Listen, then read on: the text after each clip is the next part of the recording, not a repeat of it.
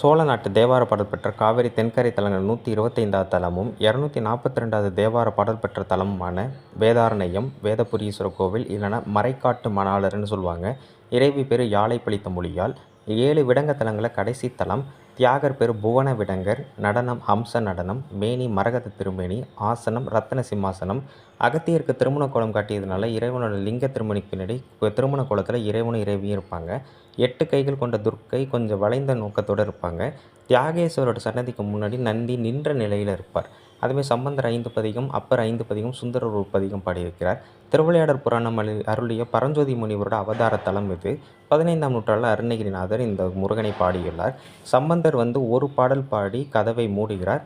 அப்பர் பெருமான் 10 பாடல்கள் பாடி கதவை திறக்கிறார். அந்த வரலாறு நம்ம எல்லாருக்கும் தெரியும். கல்வெட்டுகளில் வேதவனமுடையார், திருமறைக்காடுடையார்னு சொல்கிறாங்க. எண்ணற்ற தகவல்கள் கொண்ட கோவில் இது. இதை நான் கம்யூனிட்டி போஸ்ட்டில் தெள்ள தெளிவாக சொல்கிறேன்.